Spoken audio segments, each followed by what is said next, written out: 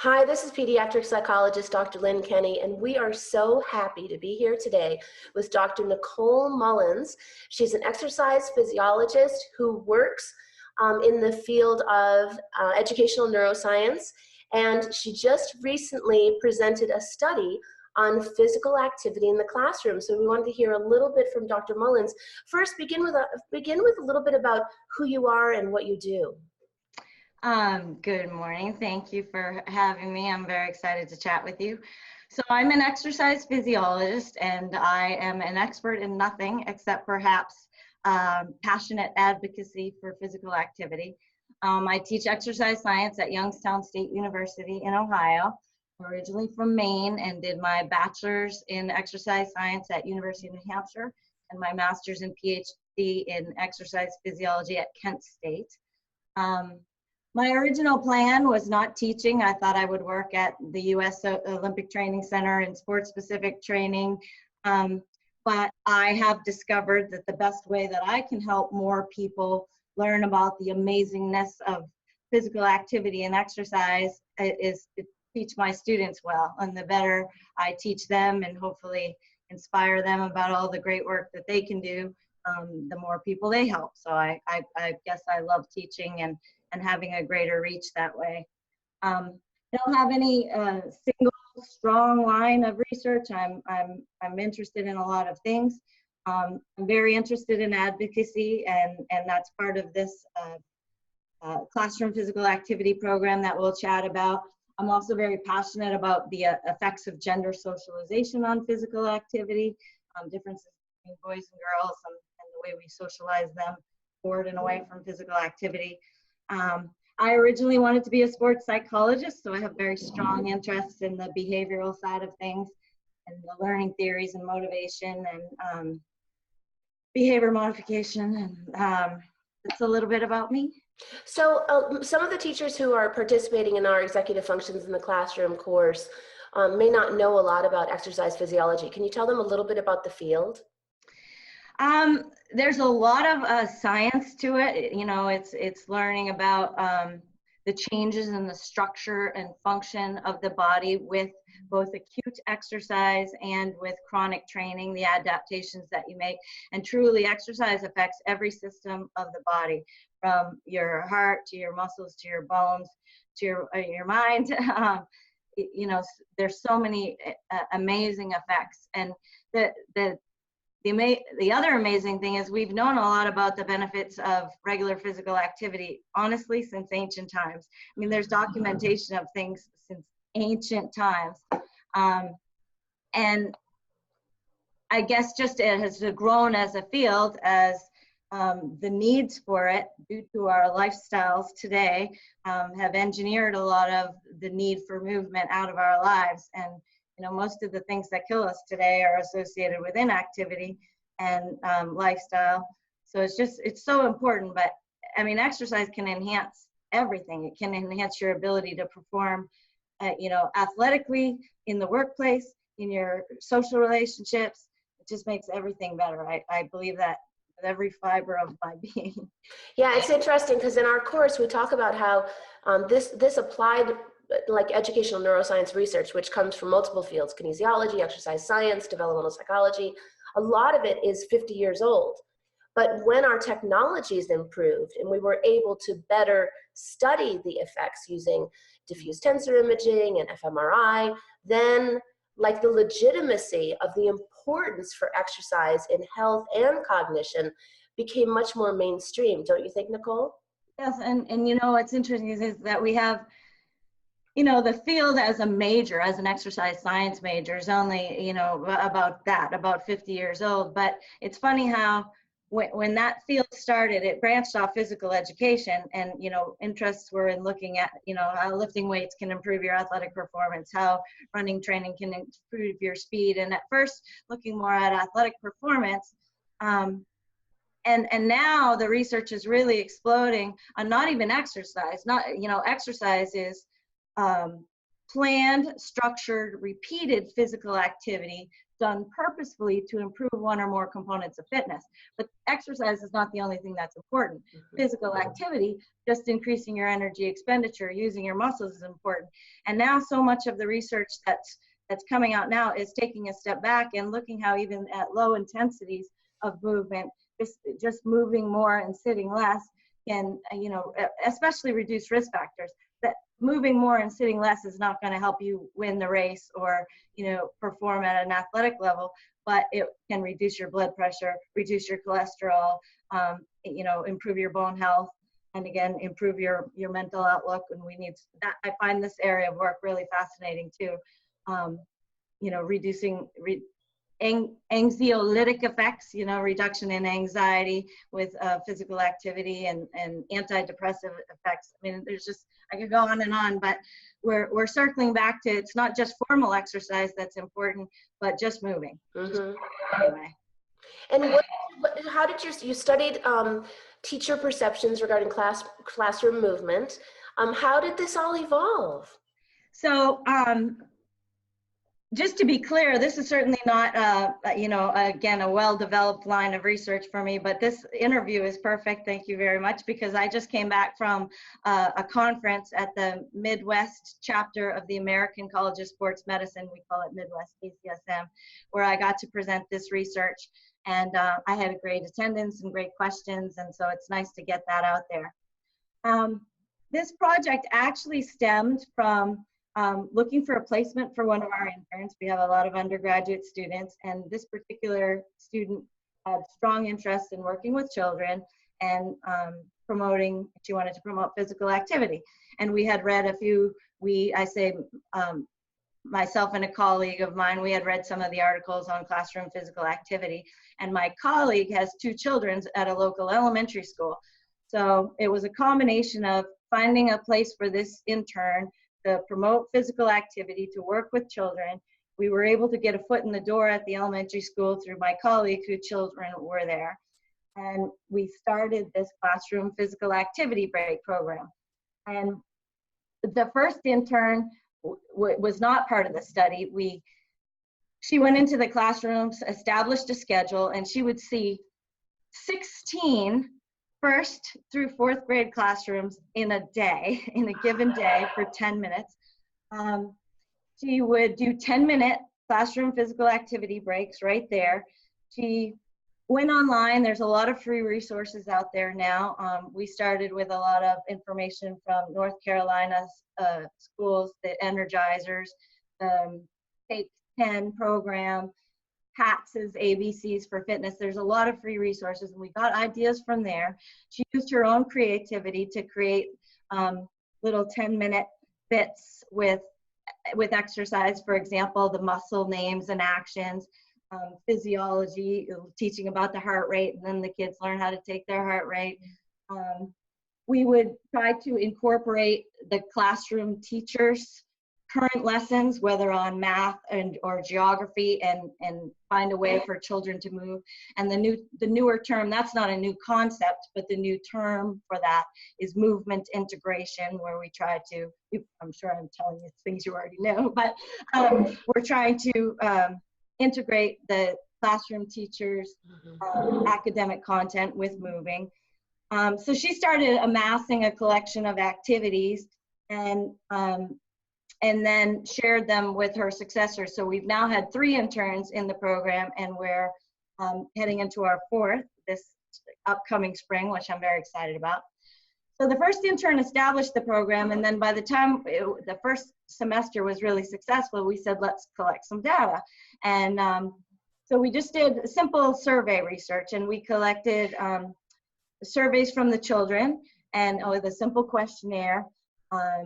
It was like 16 multiple choice questions written at a grade 1 level.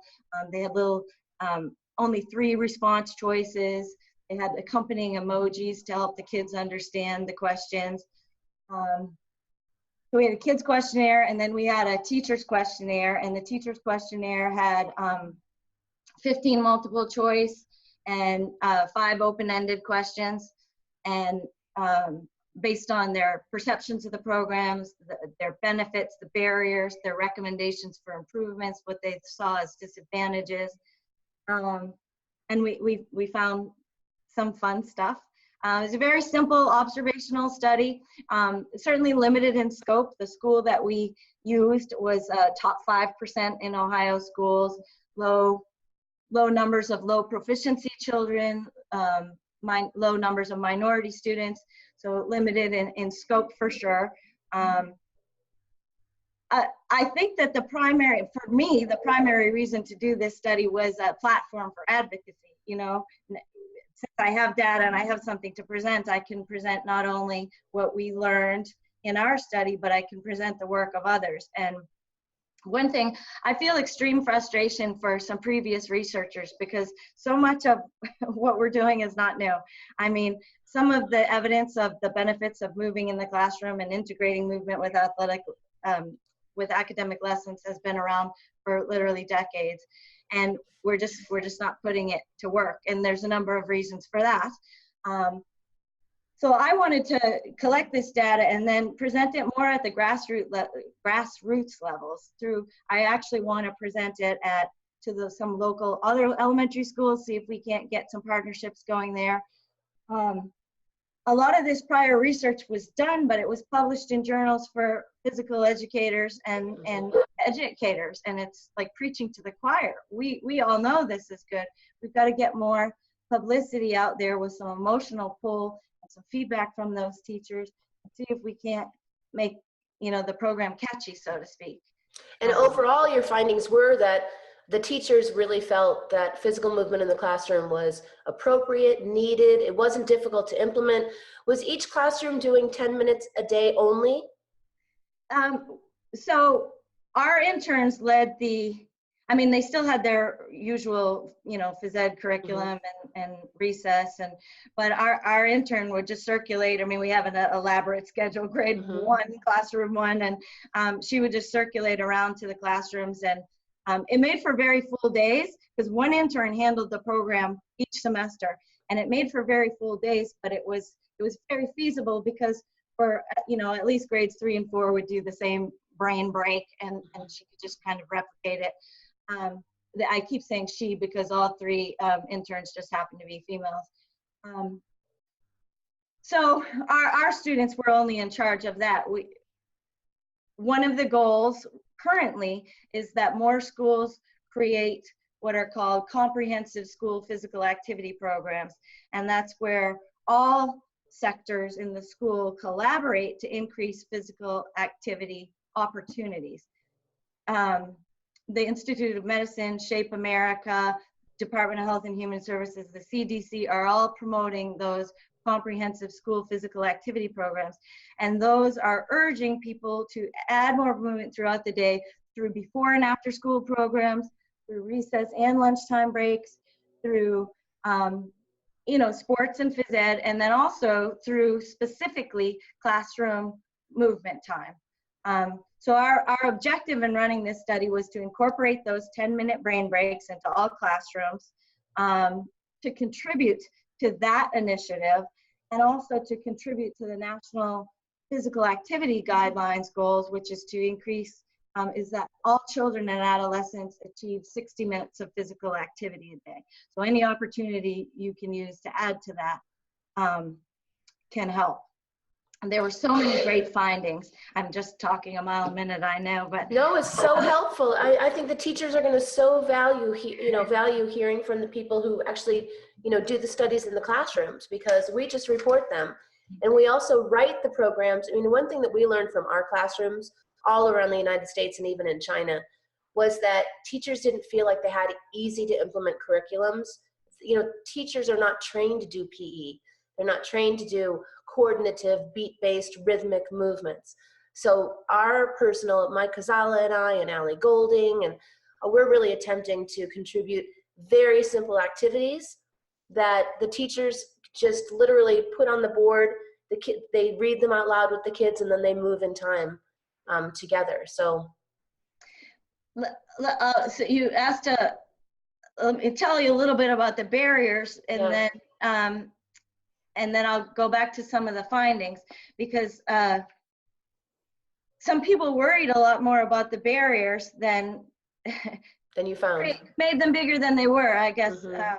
You know, every classroom teacher worries about time, and that's a legit, you know, I certainly even in my college classroom worry about the time to get things. I try to use movement, but even I could do it more.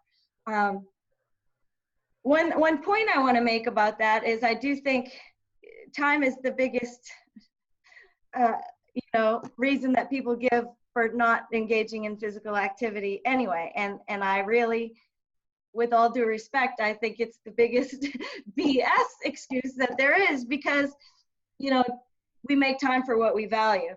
And if we place that importance, we have to value physical activity. There's this great quote by some authors that says, oh, I have to find it. It says something like, if tomorrow's scholars die prematurely from hypokinetic disease, their greatest contributions to society will never materialize. And, you know, so people are worried about 10 minutes in the classroom, but if a kid is unhealthy because they're not getting enough movement, then they're going to miss more time from the classroom than just 10-minute brain break.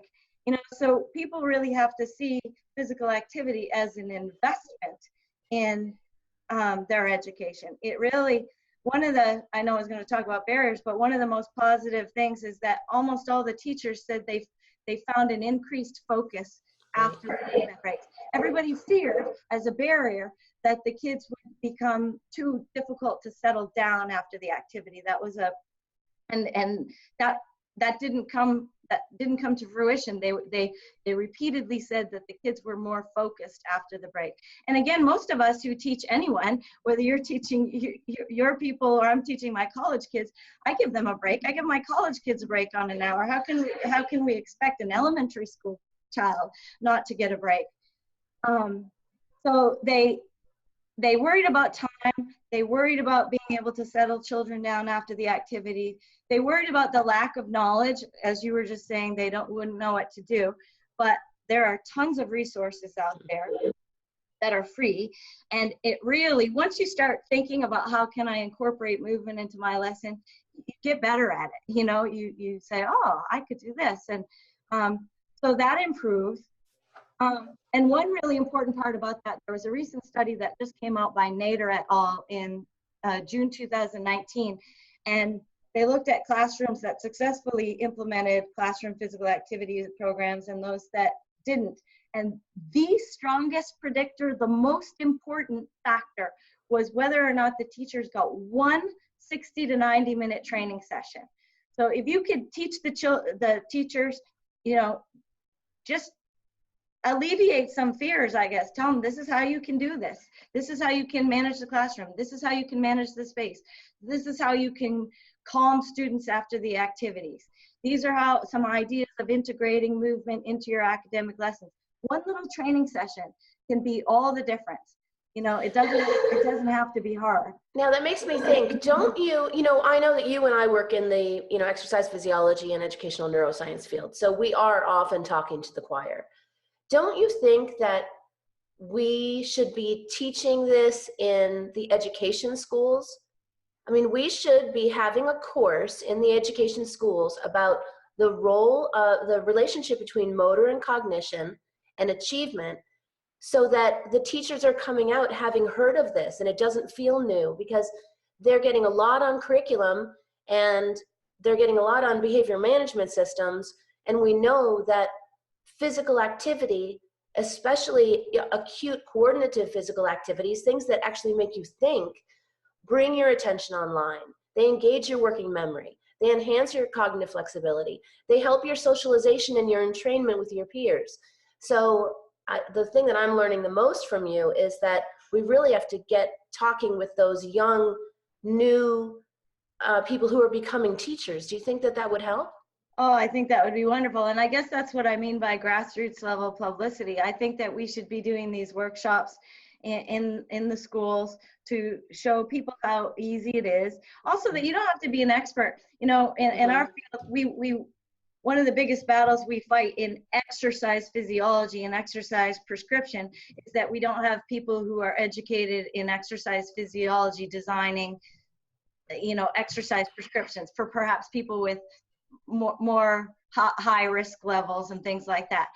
That's a different scenario though. We don't have to be experts to advocate movement, you know, just to advocate moving more and sitting less. And I think one thing that I really want to see is I want to see people get less territorial about who promotes physical activity where, you know. It is all of our jobs to promote movement. In fact, the Secretary of the Department of Health and Human Services, in the intro to the new physical activity guidelines, say we have to work as a nation. Everybody has to promote move more, sit less. So I do think we should have that in workshops. And I feel that this is interesting for me because I don't have children of my own. And here I am working in an elementary school with children. And I guess I feel that that's important too. You don't have to have a child to realize that children are the future. You know, children are the future. Lifestyle habits are established young and they persist tenaciously. You know, so if we don't establish those lifestyle habits young, it's hard to change them. Now, back to, should we be doing that in educational sessions for the teachers? Absolutely. And that is no doubt a barrier. So I would like every adult to seek with enthusiasm for physical activity. And if I could snap my fingers and make that happen, that's true. But we have many adults who are inactive themselves, who are uncomfortable with movement themselves. And it may indeed be a foreign thing for them to start integrating movement when they don't move much themselves. You know, again, I don't mean to be negative, but that's the state of the nation right now. That is why I believe that programs like this, that little study that we did with a partnership between an exercise science program with young enthusiastic health professionals. Also, we could use, you know, those majoring in education and those majoring in physical education, can help establish the programs. And then you could continue them without the students, you know, getting the students to, who are very enthusiastic about the activity, educate the classroom teachers, show them how easy it is, and we could build from there. I agree we should be educating the teachers, and I feel that this is one great way to do it with these partnerships. And partnerships are always better, right?